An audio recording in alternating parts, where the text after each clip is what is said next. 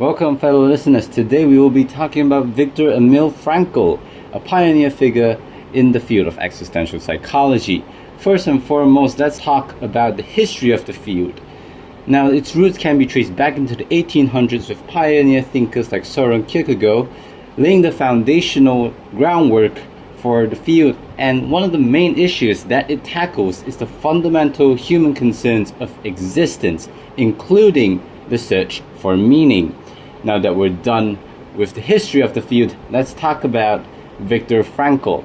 Now, he is a Holocaust survivor, and unfortunately, he is the only person in his family to survive World War II, and that's what sparked him to write his book, a book that is so famous, Man's Search for Meaning. This book has laid the foundation for logotherapy and a few core concepts that Victor Frankl later on carried and continued explaining.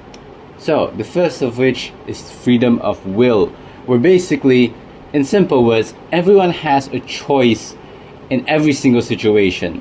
Especially in dire situations, our choice of our attitude towards the situation can bring a lot of impact.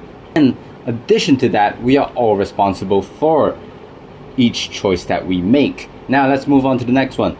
Will to meaning. This is the second core principle of Victor Frankl, which basically he states that the fundamental drive in life is the pursuit for meaning and not for power, like stated by Alfred Adler. Now, let's move on to the third and final core principle of Victor Frankl, which is the meaning of life.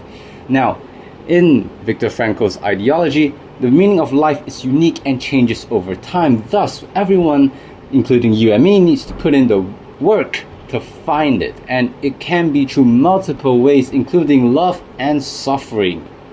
And now, after we have talked about, all the ideas introduced by Victor Frankl, let's talk about a bit about his ideology ties with certain Greek philosophers such as Epictetus. Now, Epictetus was a Stoic philosopher, and he had two ideas that resonated very much with the ideas of Victor Frankl, such as there is opportunity for growth even in hardship, and second, true happiness can only be achieved by living virtuously, both of which can be shared, the same ideas with Victor Frankl.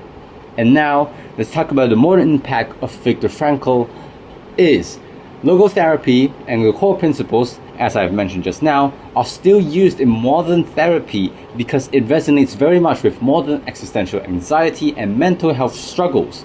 Moreover, his ideas has been carried on by his students, for example, Alex Patakos, that has written a book in the form of a self-help literature to not just promote logotherapy, but make it more accessible to everyone that is reading the book. And that is all. Thank you for listening.